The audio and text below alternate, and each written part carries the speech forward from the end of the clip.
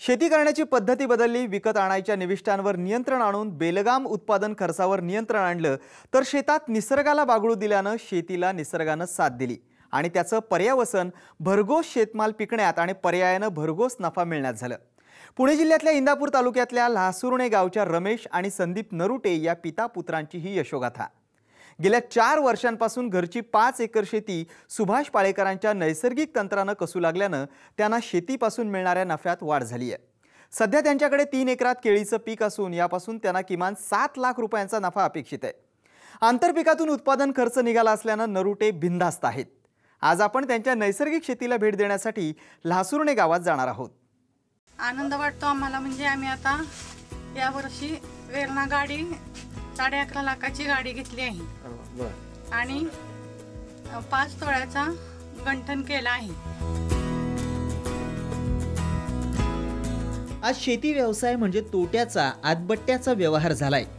घरातलं सोनं गहाण ठेवून शेती करणाऱ्यांची संख्या वाढत असताना शेतीच्या भरवशावर 4 चाकी गाडी आणि सोनं घेणारं सुरेखा नरुटेंच्या कुटुंबासारखे शेतकरी क्वचितच सापडतात। शेतीचा वाढता उत्पादन खर्च आणि निसर्गाच्या संकटामुळे उत्पन्नाची शाश्वती राहिलेली नाही। पण पुणे जिल्ह्यातल्या इंदापूर तालुक्यातल्या लासुर्णे गावच्या रमेश आणि BSc शिकलेल्या संदीप नरुटे या पितापुत्रांनी या सगळ्या अनिश्चिततेवर मात करत शाश्वत शेतीच्या दिशेनं एक वेगळं पाऊल टाकलंय। रासायनिक शेती पद्धतीचा त्याग करून सुभाष पाळेकरांच्या नैसर्गिक शेती तंत्राचा अवलंब केल्यानं हे सगळं शक्य झाल्याचा रमेश नरुटेंचा अनुभव आहे। मी पहिल्यापासून रासायनिक शेती करत होतो। त्यावेळेला आमच्याकडे ऊस असायचा, आम्ही ऊस असा सरी काढून करत होतो। त्या सरीत आम्हाला 30 ते 35 टन उत्पन्न मिळायचं आणि आमचा खर्च खाणे बांधणे ह्याला खर्च आमचा भरपूर व्हायचा। आमच्या हातात काही बेनिफिट काय मिळत नव्हतं, अगदी थोडं पैसे मिळायचं, काय 10-20 हजार रुपये आम्हाला त्यापासून काय परवडत नव्हतं। पण आम्ही 4 वर्षात आम्ही ही नैसर्गिक शेती करायला लागलो। तेव्हापासून आम्हाला ऊसापासून आणि केळीपासून त्यापासून भरपूर बेनिफिट मिळाला आणि त्यापासून आमचा फायदा झाला। आमची शेती सुपीक झाली, नैसर्गिक केल्यापासून शेतीत गांडूळ हे तयार झाले। रमेश नरुटे आपला मुलगा संदीप याच्याबरोबर शेती करतात। रासायनिक पद्धतीच्या शेतीमुळे त्यांचा उत्पादन खर्च वाढला होता, शिवाय शेती तोट्यात चालली होती। पण गेल्या 4 वर्षांपूर्वी त्यांना सुभाष पाळेकरांच्या तंत्राची माहिती मिळाली आणि शेतीचा चेहरा मोहरा बदलायला सुरुवात झाली। नरुटे पितापुत्रांनी अभ्यास करून नैसर्गिक शेतीचं तंत्र जाणून घेतलं। त्यानंतर त्यांनी शेतात त्याचा अवलंब करायला सुरुवात केली। यामध्ये रासायनिक खतांचा वापर बंद करून मिश्र पीक पद्धतीचा स्वीकार केला। त्याचबरोबर कीडनाशकांऐवजी दशपर्णी अर्क, ताक, सप्तधान्यांकुरांचा वापर सुरू केला। नैसर्गिक पद्धतीने शेती करतो आणि सुभाष पाळेकर, मधुकर पिसाळ यांच्याकडून माहिती मिळाली आणि त्याच्या तेव्हापासून आपण नैसर्गिक पद्धतीने शेती करायला सुरुवात केली। जीवामृत, आपण पूर्ण जीवामृतावर शेती करतो सध्या। अगोदर आपली रासायनिक ह्याच्यावर केळी होती, त्यातून उत्पन्न भेटत होतं आपल्याला, पण क्वालिटी नव्हती म्हणावाशी आणि त्याच्यात घड मोठे होते पण झाडं पडण्याची संख्या जास्त होती। तर नैसर्गिक केल्यामुळं आपली झाडं पूर्ण अशी वागतात पण मोडत नाहीत, पडत नाहीत खाली, आणि त्यामुळं आपला फायदा झाला की आपल्याला टेक न लावायची की आपला एक तो खर्च वाचला। आपलं रासायनिक खताच्या आज बेमाप किमती वाढल्या, त्या करून जमीन नापीक होत चालल्यात, जमीन पिकत नाही, क्षारयुक्त झाल्यात। संदीप नरुटेंनी नैसर्गिक शेतीसाठी 4 ते 5 देशी गायींचा सांभाळ केलाय। देशी गायींचं शेण आणि गोमूत्र हे नैसर्गिक पद्धतीच्या शेतातलं सगळ्यात मोठं भांडवल। त्यानंतर द्विदल वर्गीय कडधान्याचं पीठ आणि गुळाचा वापर करून जीवामृत केलं जातं। हे या शेती पद्धतीतलं सगळ्यात मोठं घरगुती बनवायचं संजीवक। यामुळे शेतीतल्या जीवाणूंची संख्या वाढण्यास मदत होऊन पिकांच्या वाढीला संजीवनी मिळत असल्याचा नरुटेंचा अनुभव आहे। सध्या नरुटेंकडे 1 एकरांवर केळीचा खोडवा आणि नवं पीक आहे। हलकीशी नांगरट करून त्याच्यात मी ताग आणि दह्यांच्या हिरवळीची पिकं घेतली होती। ताग दह्यांच्याचे 45 दिवसानंतर तो फुला वाढल्यानंतर ताग दह्यांच्या गाडला जमिनीमध्ये नांगरट केली, छोटी हलकीशी नांगरट करून सरी काढली, लहान पॉवर टिलर साह्याने सरी काढली आणि आपण J9ची रोपं लावलेत, J9ची। तर 28 जानेवारीला आपण लागवड केली। 28 जानेवारीला लागवड केल्यानंतर आपण लागवड रोपं सेट झाली। एक 8 दिवसापासून जीवामृत जे चालू केलं ते प्रत्येक 8 दिवसाला असं ते कंटिन्यू चालू आहे। 8 दिवसाला 200 लिटर 400 लिटर अर्ध्या एकराला, 1.5 एकराला 6 बॅलर मी ओततो. आणि जीवामृताची फवारणी पण केली पाळेकर सरांच्या सांगण्यानुसार, की वरून जीवामृत फवारणी केली, सप्तांकुर फवारणी केली, दशपर्णी अंकाची फवारणी केली आळी वगैरे जर असेल तर. त्याच्यातून आपल्याला भरपूर रिझल्ट एकदम सुंदर मिळाले आणि आपली केळी आज उत्कृष्ट आहे. त्या स्थितीपासून आज केळीची वेण झालेली आहे पूर्ण. गाडांची फण्यांची संख्या 10 ते 12 आहे. केळ्यांची संख्या पण भरपूर आहे घाडामध्ये. नैसर्गिक शेती पद्धतीमध्ये जीवामृताचा सातत्यानं होणारा वापर जमिनीतल्या नैसर्गिक गांडुळांना क्रियाशील बनवतो. जमिनीत वापसा टिकून राहण्यास मदत होते. पर्यायानं जमीन समृद्ध होऊन पाण्याची कमी गरज भासते आणि पिकाची उत्पादन वाढीची क्षमता वाढते. रासायनिक पद्धतीनं नैसर्गिक पद्धतीकडे शिफ्ट होताना नरुटेंच्या उत्पादनात थोडीशी घट झाली, पण उत्पादन खर्चात मोठी बचत झाली. रासायनिक पद्धतीनं शेती करताना उत्पादन खर्च उत्पन्नाच्या जवळपास 70 ते 80% गेला होता, पण नैसर्गिक पद्धतीत तो केवळ 20 ते 25% खाली आलाय. आणि नैसर्गिक शेतीमुळे आपल्या जमिनीत गांडूळ तयार होतात आणि गांडूळ ते कार्य करून आपली जमीन सुपीक बनते आणि आपल्याला भरपूर उत्पन्न मिळते, क्वालिटी राहते पिकाला. आणि आज केळी की गोडी आहे ह्या, की एकदम गोड अशी चविष्ट केळी आहे आणि रासायनिक शेतीपेक्षा एकदम गोडी छान आहे. तुम्ही उद्या बघा गेला मार्केटला तर आज रासायनिक खतांची किमती भरपूर वाढल्यात. रासायनिक ह्याच्यापेक्षा जर नैसर्गिकमध्ये केलं, तुम्ही देशी गाईच्या शेण आणि गोमूत्र ह्याच्यापासून जीवामृत तयार करून ते वापरलं की त्याचे भरपूर रिझल्ट आहेत. आपण गोमूत्र पण ह्यातून 8 दिवसातून एकदा मी जीवामृताचे डोस याला देतो. असे मी प्रत्येक महिन्यात माझे 4 डोस होतात. अर्ध्या एकराला 400 लिटर ह्या प्रमाणात मी जीवामृत ओततो. केळीची लागवड केल्यापासून ते आज स्थितीपर्यंत मी जीवामृत माझं चालूच आहे. मी ओततो 8 दिवसातून एकदा कंटिन्यू ओततच असतो. कुठलं काम आलं तर त्या दिवशी ते ठेवून दुसऱ्या दिवशी पण ते करायचंच, जीवामृत ओतायचंच. जीवामृताचा वेळ चुकवत नाही. जर सातत्य ठेवलं तर तुम्हाला ह्याच्यात फायदा भरपूर आहे. सध्या नरुटेंकडे 1.5 एकरात केळीचा चौथा खुडवा आहे, तर 1.5 एकरात केळीचं नवं टिश्यू कल्चरचं पीक आहे. यापासून त्यांना अंदाजे प्रत्येकी 40 आणि 35 टनांप्रमाणे 75 टन उत्पादन अपेक्षित आहे.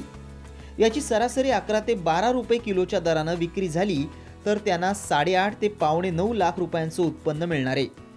यापैकी मशागत, बियाणं, मजुरी यावरचा 1.5 ते 2.5 लाख रुपयांचा खर्च वगळला तर 7 लाख रुपयांचा निव्वळ नफा मिळेल अशी अपेक्षा आहे. उन्हाळ्यात माझी मागणी असते कलिंगड खरबुजाला, त्यामुळे आपण ह्याच्यात आंतरपीक म्हणून कलिंगड आणि खरबूज घेतलं होतं.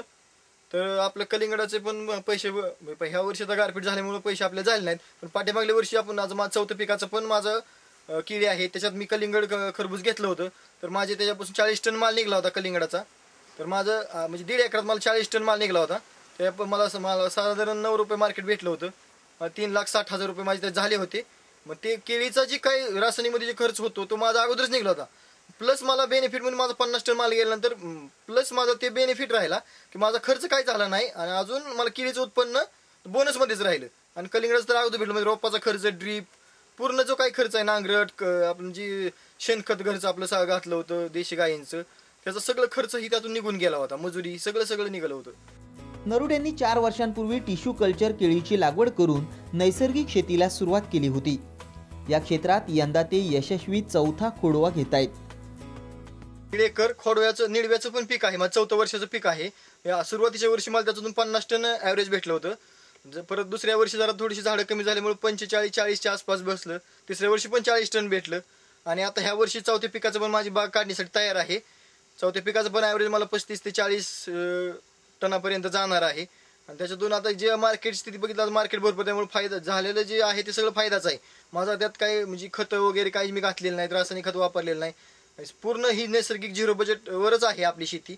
आणि जीवामृताचा जे फायदा आहे तो याच्यातून दिसत आहे की माझी शेती क्वालिटी आहे, केळांना गोडी आहे, त्यामुळे व्यापाऱ्यांची पण आपल्या केळीसाठी मागणी राहते. पाठीमागल्या वर्षी आमचे बारामती व्यापारी केळी होते, तर त्यांनी म्हणले की तुम्ही गेल्या वर्षी काय केलं होतं, तुमचा माल जास्त टिकाऊ आहे, तुम्ही पुढल्या पण वर्षी हेच करा की माल टिकाऊ राहतोय, एकदम केळाला गुढी आहे, मागणी वाढते. ह्यामुळे आपण की त्यांना बोललो नाही मी काय केलं, पण मी नंतर ही केलं की ह्याच्यापासून जे फायदा होतोय ते फक्त जीवामृतामुळे होतोय हे त्यांना मी सांगितलं की तेव्हापासून तो आमचा माल तेच घेऊन जातात. केळीबरोबर त्यांच्याकडे 1.5 एकरात ऊसाचं पीक आहे. यापासून त्यांना यंदा अंदाजे 90 टन उत्पादन येण्याची अपेक्षा आहे. यापासून त्यांना किमान 2.5 लाखांचं उत्पन्न आणि खर्चाचे 20,000 रुपये वगळता किमान 2.25 लाखांचा नफा मिळणार आहे. तर ऊस आणि केळीपासून एकूण किमान 9.25 लाखांचा नफा हाती येणार आहे. हे केवळ नैसर्गिक पद्धतीने शक्य झाल्याचा संदीप यांचा अनुभव आहे. रासायनिक शेतीत जर बघितलं तर ऊसाला कमीत कमी तुम्ही पहिल्या सुरुवातीला चळी बांधणी, गळ बांधणी, मोठी बांधणी 2-4 वेळा तुम्ही म्हणलं तरी 30-40 हजाराचं मटेरियल लागतंय. ऊस पीक घ्यायचं म्हणलं तर 30 हजाराचं मटेरियल जर घातलं सुरुवातीपासून, लिक्विड मटेरियल आता निघालेत, लिक्विड मटेरियल सोडतायत. ह्याच्यापासून काय होतंय की आपल्याला खर्च जो होतोय, जर 1.5 एकरात तुम्हाला 120 टन ॲव्हरेज निघलं किंवा 150 टनापर्यंत निघलं तर तुम्हाला 1800 रुपये जर म्हटलं तर मजुराला 100 रुपये तुम्हाला हाजरी मिळती. पण शेतकऱ्यात बघितलं एका टनाला जर 100 ॲव्हरेज निघलं तर 18 महिने ऊस सांभाळून पण त्याला 100 रुपये पडते एका टनाच्या महिन्याला. म्हणजे त्याचा फायदा त्यात काही नाही होत. तर मग जर तुम्ही नैसर्गिक शेतीवर केलं तर तुमचा ह्यात खर्च कसलाच होणार नाही. तुम्ही जीवामृत जर वापरलं, कारण कुठून विकत आणायचं नाही, काय करायचं नाही, घरी देशी गाय आहेत, शेण ठेवायचं, ताजं शेण वापरायचं. एका बॅलरला मी 30 ते 35 किलो शेण वापरतो. गोमूत्र 7 ते 8 लिटर गोमूत्र वापरतो आणि त्याच्यापासून डाळीचं पीठ, कुठल्याही कडधान्याचं पीठ आणि 2 किलो गूळ आणि जीवाणूंची माती, म्हणजे आपल्या बांधावर जी माती आहे ती माती वापरून आपण जीवामृत तयार करतो. आणि ते टाकून जे तुम्ही जीवामृत टाकून जरी केलं तर तुमचा खर्च कसला होत नाही. जी रासायनिक शेतीत तुमचा 40-50 हजार रुपये खर्च होणार आहे तो तुमचा अजिबात कसलाच ह्याच्यात खर्च होत नाही. आज रासायनिक पद्धतीच्या शेतीसाठी शेतकऱ्यांना निविष्ठा दुकानदार आणि कंपन्यांचे दरवाजे झिजवावे लागतायत. तसंच या पद्धतीनं जमीन, पाणी आणि पर्यावरणाचं नुकसान होत आहे. शिवाय रसायनयुक्त अन्न खाऊन मानवी आरोग्याची होणारी हानी देखील चिंताजनक आहे. त्यामुळे शाश्वत नैसर्गिक शेतीचा स्वीकार करण्यासाठी शेतकऱ्यांनी पुढे येणं सगळ्यांच्याच हिताचं आहे. रासायनिक शेतीमुळे जी तुम्ही मटेरियल घालता त्यामुळे गांडूळ, जीवाणू जे आहेत ते मरून जात आहेत. त्यामुळे मर रोग, असे बरेच रोग येतात की जे जीवाणू कार्य करतात. तुम्ही वरून ट्रायकोडर्मा टाकताय, पण ते जर जीवामृत टाकलं तर तुमच्या शेतामध्ये पूर्ण जीवाणू तयार होतात. त्यामुळे तुम्हाला बाहेरचं दुसरं काय आणून टाकायची गरज नाही भासत. तुम्ही जर जीवामृत टाकलं तर तुमचा ह्यात एकदम बेस्ट फायदा होतो. आणि ही जी रासायनिक शेतीमुळे तुमची जी जमीन आज नापीक झाली, ती जमीन तुमची ही नैसर्गिक शेती केली तुम्ही 2-4 वर्षात तुमची नापीक झाली जमीन सुद्धा तुमची परत सुपीक होती. तुम्ही हिरवळीची पिकं घेतली त्यामुळे तर तुमचा हा बेनिफिट त्याच्यात आहे.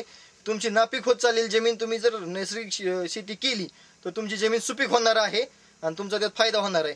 पहिल्या वर्षी तुम्हाला वाटेल उत्पन्न कमी भेटतंय बाबा, रासायनिकची तुलना केली तुमचं उत्पन्न कमी भेटणार आहे थोडंसं, पण तुम्हाला खर्चच काय नाही.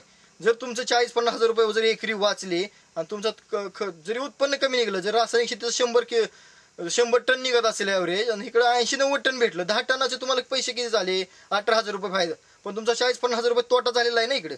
मग तुमचा हा बेनिफिटच आहे ना. 18,000 रुपये म्हणजे तुम्हाला काहीच नाही, तुमचा ॲव्हरेज कमी निघू द्या. पण असं होत नाही, दुसऱ्या वर्षी पण तुम्हाला बेनिफिटच आहे. तुम्ही खर्च न करता सुरुवातीला तर आपण लागवड ऊसाची केली त्यावेळेस 7x2 वर लागवड केली. माझी 1.5 एकर लागवड फक्त 28 मोळ्यामध्ये माझी लागवड झाली. 28 मोळे आणि 1 डोळ्यावर आपण 7x2 वर केलं, 1 डोळ्याची कांडी अशी दाबली बीजामृत करून. त्याच्यावर आपला इतका फायदा झालाय की आज ऊस आपला एकदम बेस्ट आहे. संदीप नरुटेंसारखे विज्ञानाची पदवी घेतलेले तरुण देखील निसर्गाची कास धरून यशस्वी नैसर्गिक शेती करू लागलेत. रासायनिक शेती पद्धतीमध्ये त्यांचा उत्पादन खर्च 80% गेला होता. आज तो 20 ते 25% कमी करण्यात त्यांना यश आलंय. शिवाय पिकांची आणि शेतीची लाईफ वाढवण्यात त्यांना यश आलंय. तर विषमुक्त अन्न निर्मिती हीच त्यांच्या नैसर्गिक शेतीची पोचपावती आहे. भारत नागणे, साम टीव्ही, लासुर्णे, इंदापूर.